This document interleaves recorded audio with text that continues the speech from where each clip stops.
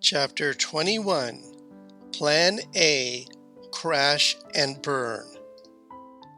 "Now before you open your eyes," said a familiar voice, "there's something you should know." "Oh, lucky me," he groaned as a quick search revealed the awful truth. "I'm still in a dress." "Good, you're awake." Alice took a seat at the edge of the bed. "Listen, I've figured out something important." Brian kept his eyes closed, as if that would keep out the cold, hard facts of the situation. But when he took a breath, he could still smell the distinctive mix of non-carbon polluted air combined with the occasionally stronger whiff of human waste that was the hallmark of this pre-industrial age chamber pot setting. Yeah, he was still back then, and Brian could tell his blood sugar was high by the sensation of a diffuse shell between him and his brain and the taste of metal in his mouth. Those celebratory chocolates the night before had become this morning's regret.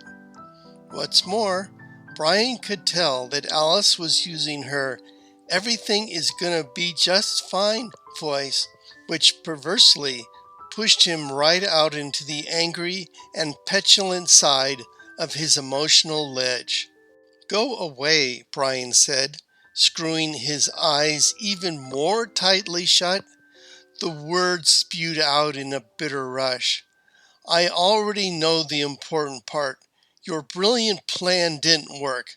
I'm doomed. I'm stuck here. So go away. I just want to stay here in bed." He hunched his shoulders, dragged the bedding up around his ears, and rolled over, away from his sister, to face the wall.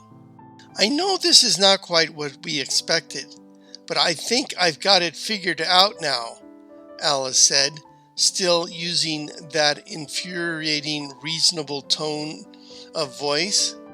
He grabbed his covers more tightly and scooched farther away, but Alice gently put a hand on his shoulder, foolishly making an effort to deal with him like an adult.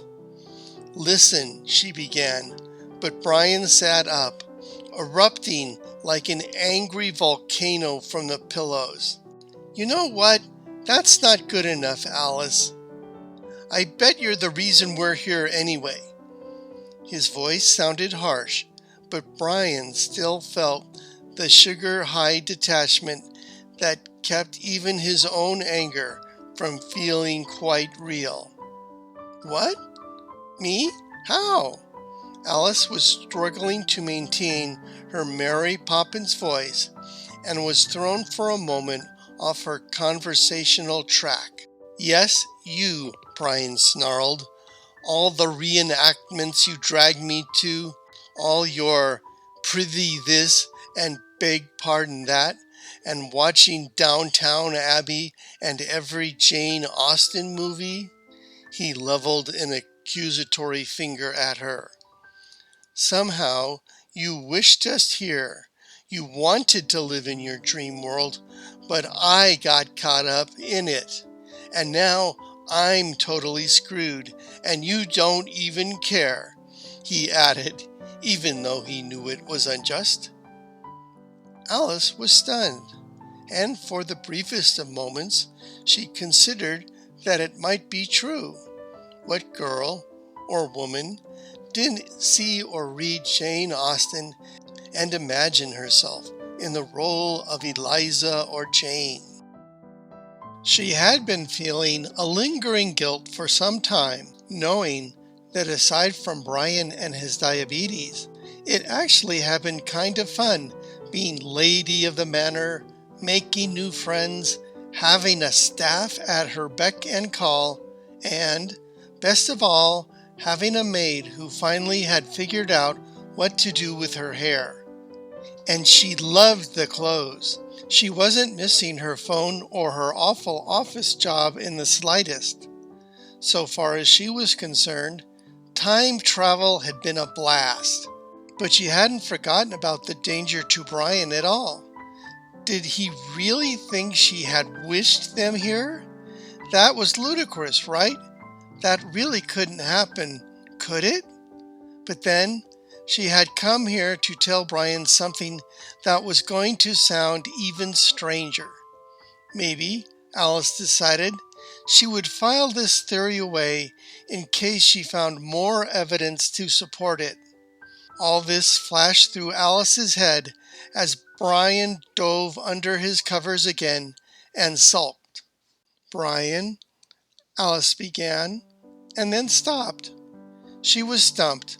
How do you counter a crazy accusation when the situation itself was already crazy? "Go away," demanded the heap of blankets.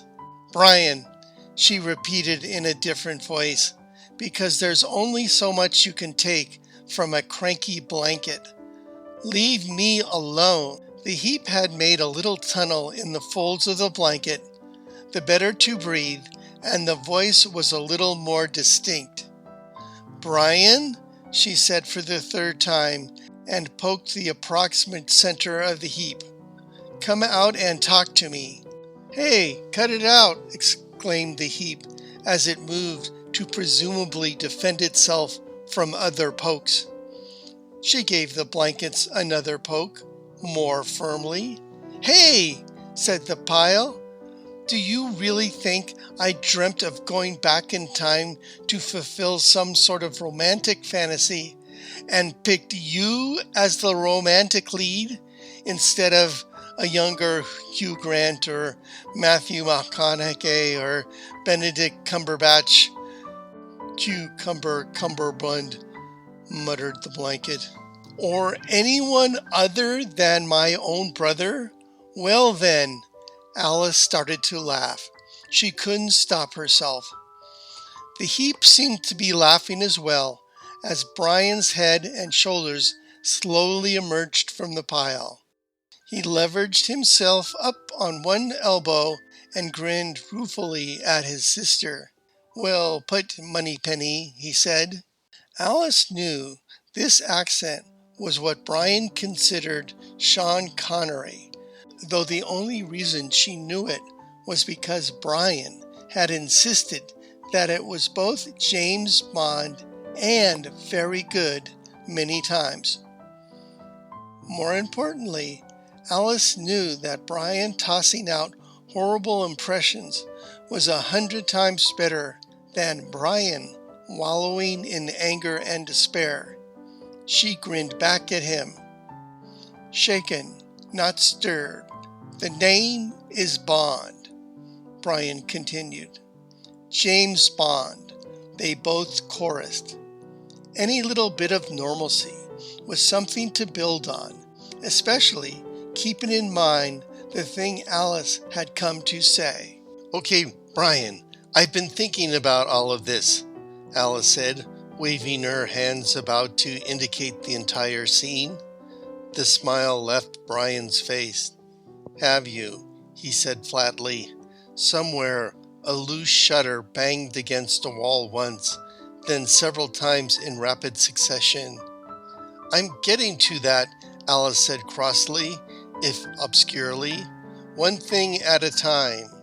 The house groaned and settled as Brian got out of bed. Reginald Shield was there almost instantly, ready to support him, and Brian felt just a touch of embarrassment that the valet had been present through the whole of his argument with Alice. The man looked concerned, and even though he felt wobbly, Brian waved him away. "Too much chocolate," he groaned, almost in echo of the house. Reginald hurried to help him into his robe and supplied a pair of slippers. Alice was still talking, but to be honest, he was still not totally focusing on his sister. "Can't we do this later?" Brian asked. The loose shutter banged twice. "No, this is important. Listen," Alice said. "When I woke up this morning and realized we were still here, I didn't forget about you. and I didn't jump for joy. In fact, I was a little more than pissed off. You know, my therapist says I need to find a locus of my frustrations so that I can safely vent instead of bottling things up. Yeah, I've been saying that for years, he said, but Brian was still only half listening.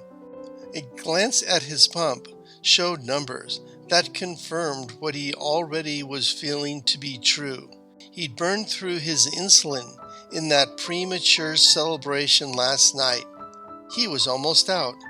Dread clenched in the pit of his stomach as he began to consider his options. There were not many.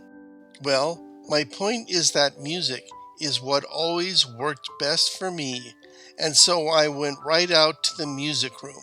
The piano in there hardly has any volume, so I knew I wouldn't disturb anyone if I banged away at some chords.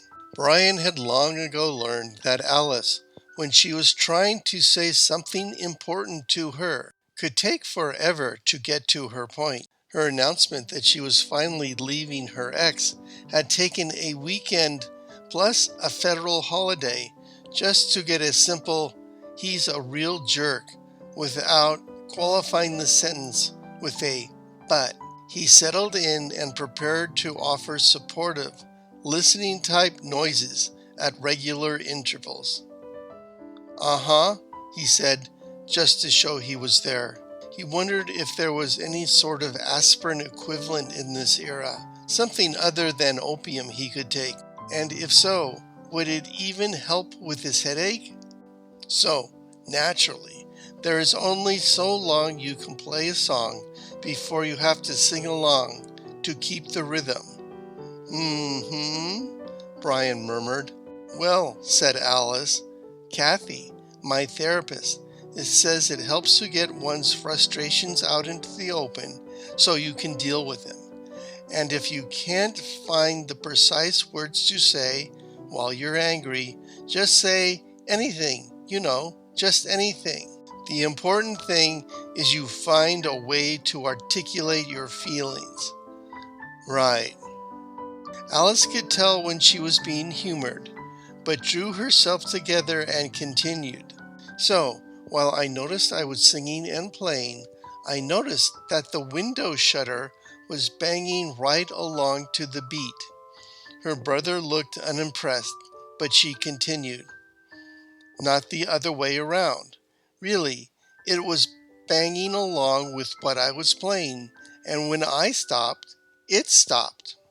Brian gave his sister a weary, skeptical look and didn't even bother to grunt. "So then," Alice said, as if she was determined to get the worst out, "I was feeling a little better, and I was thinking of you because I couldn't help playing 'Shave and a Haircut' 2 bits at the end." "You mean our secret password from when we were kids?" Brian remembered.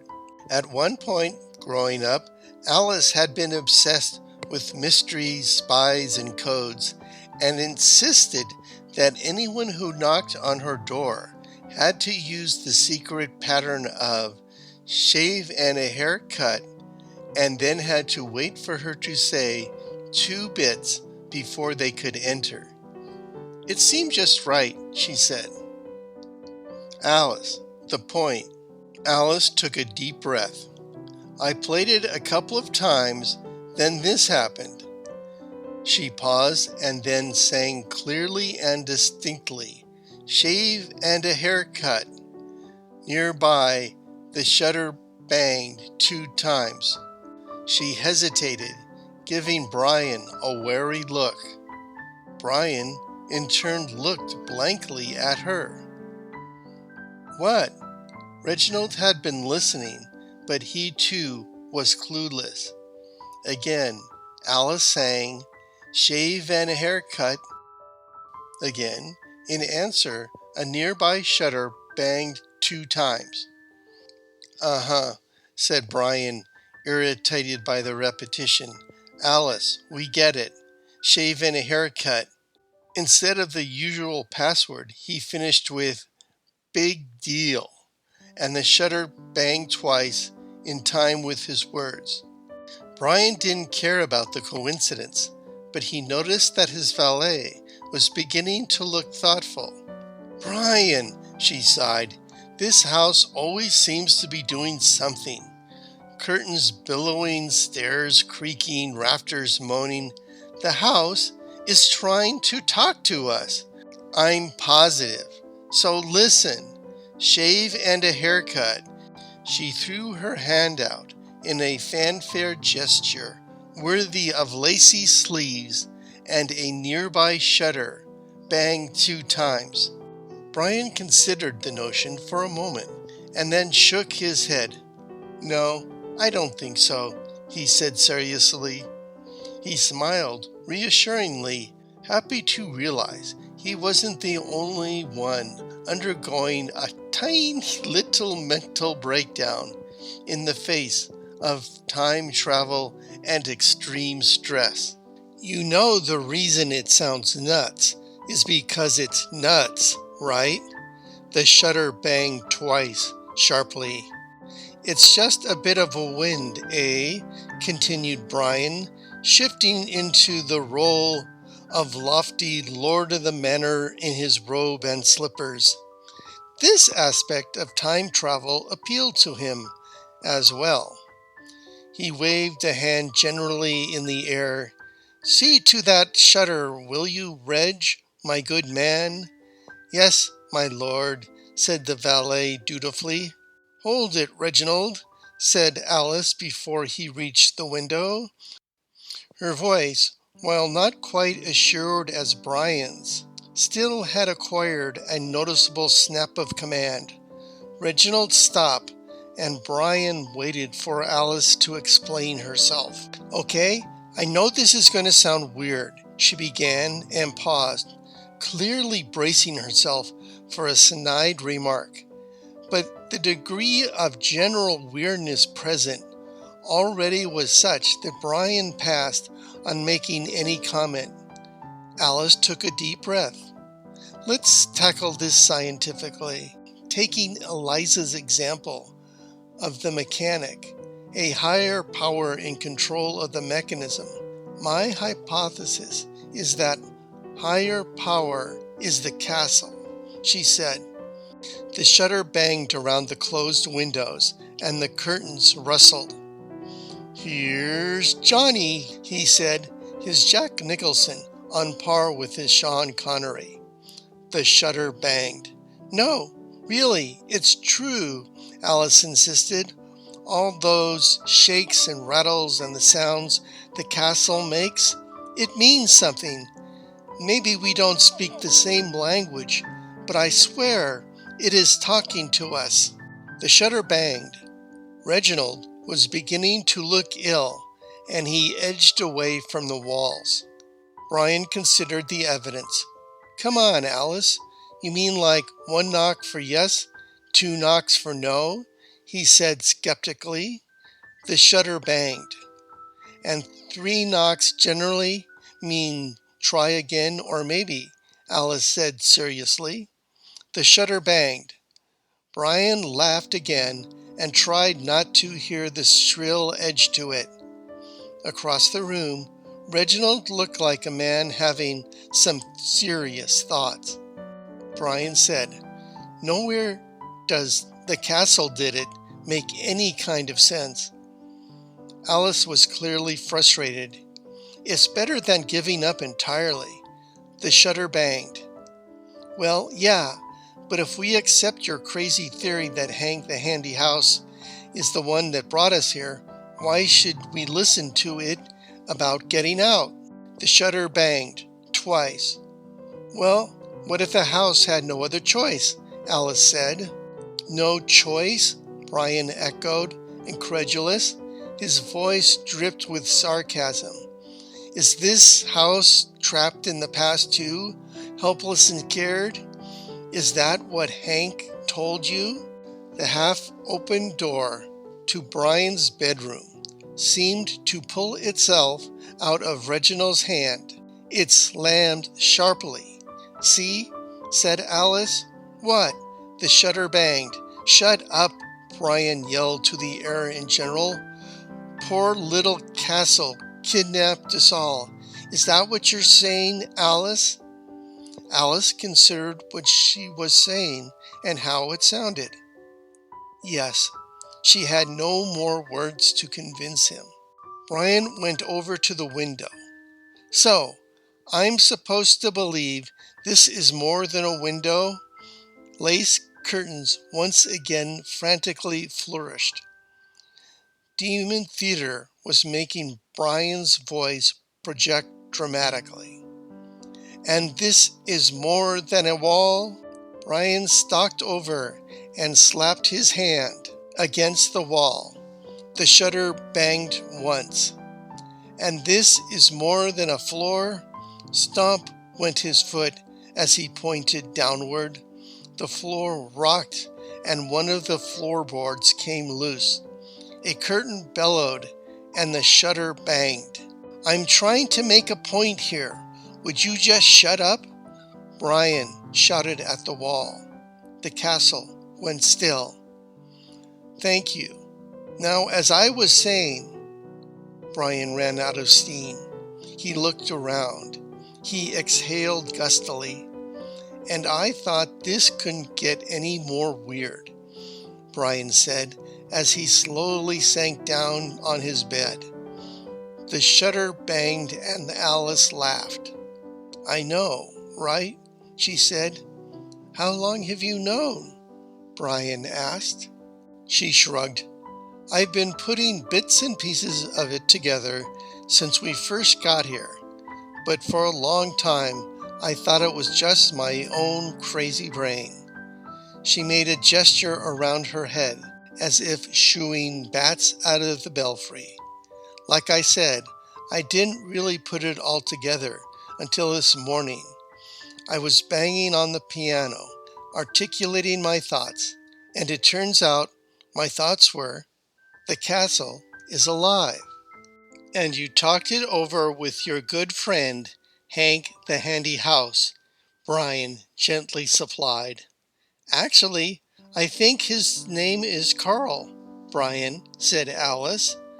"The house has a name?" "Yes." "And it's Carl?" "Yes," said Alice. "Carl?" "He likes it," she protested. "And you know this how?" "Well, I was exploring yesterday, and he and I talked about how a fine stately home like this deserves a name that makes him feel good about himself." "Carl," said Brian. The curtains billowed complacently. "Like Carl the good dog?" Brian persisted. The house settled in with a contented groan. "Or," said his sister slowly, "Carl the castle." Brian hesitated, and Alice held her breath, but her brother smiled. "Glad to meet you, Carl." The shutter banged, the curtains ruffled, and the house creaked comfortably. Brian laughed and directed his voice out to what would have been a 9-foot-tall person about 20 feet away. "How frustrating for you, Carl, to hear and not to be able to respond," Brian said. In response, the house shook in such a way that the two California natives instantly classified it as a 3.6 earthquake. Reginald, who had originated in a different location, went very pale. "Whoa, big fella, we hear you," Brian said, and the house settled down. Brian turned to Alice. "You know, in spite of these new revelations, sister mine, we are still in the same situation we were yesterday." "How so, brother mine?" she asked, pleased to finally be believed. "Carl's motives really don't matter. Whatever is keeping us here, we still have to play the games by the rules we've been given." The shutter banged. Brian looked at his sister. "Does Carl have any other way to talk?" The curtains billowed. Everyone laughed. "Well, I've been thinking about that too," Alice said. Remember, we aren't the only ones stuck here, right? What if they were all given tasks and riddles they weren't able to solve? You mean like Reg here and his book? Asked Brian. Right, said Alice. She turned to the valet. You're still here? Maybe the solution to this has something to do with the assigned task in the riddles. There's Reginald here without his book, but there's Miss Pocket and Mrs. Downs too. Oh, and the professor, said Reginald, with the slightly hesitant air of someone hoping to slide something in unnoticed.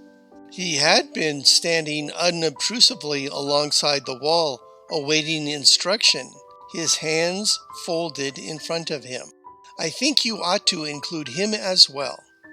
Who? Said Alice, turning to glare at the valet. Who precisely is the professor? She asked with an overly enunciated precision. Brian recognized the tone and was glad that it was not directed to him. He was the first of us, apparently, to be sent. Lives in the town now. I have no idea what his task was, or even if he had one. Now he has a shop or something. We just generally call him the professor, or more colloquially, the old coot.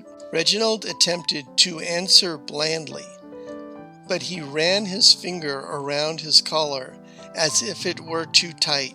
Alice was on the verge of saying something vastly disparaging to Reginald's sense of a proper narrative, and then continuing into a tirade of how could she be Nancy Drew and figure things out if things were kept from her? But Brian, recognizing that Alice on a tirade would not be a good thing right now, interceded. That's it then? Brian asked. You, the person who does Alice's hair, the housekeeper, this random old guy you just mentioned, and Alice and me, that's it? Yes, my lord. Reg retreated to his professional face and tone of complete blandness. There were 4 of us before you came. He glanced at the seething Alice and clearly thought the less he said at this point, the better. He bowed his affirmative. Are we done counting? No one else hidden away anywhere? Brian, too, was annoyed by only now finding out the total number of sendees. Yes, my lord, conceded the valet. Okay, said Brian. New plan. Great, Alice said. What is it? If curtains could billow helpfully and encouragingly, that's what they were doing. Maybe you're right. The answer lies with the other sendees. You, Alice, go to the village and find out all you can from this coot guy. See if he got a riddle or something. In the meantime, Reg, you need to do your best to make me look good. I'm going to have some explaining to do with Iris. The curtains billowed more intensely, and a shutter banged, and Brian was reminded that there was still one member of the team to account for. And, you, Carl, began Brian, but there he stopped, as if he were having trouble coming up with something for a house to do. Carl, you stay with Brian, said Alice, and help him with the ladies. Brian, what are you doing? Working on my moves. Brian was bowing and waving his hands as if a perfect over and back was going to make much of a difference in his explanation to Iris of his continued existence despite the betrothal. I think they're getting better. I don't think the ladies have seen this one. That'll help when I explain. Alice realized she was not the only one who believed in the power of wishful thinking.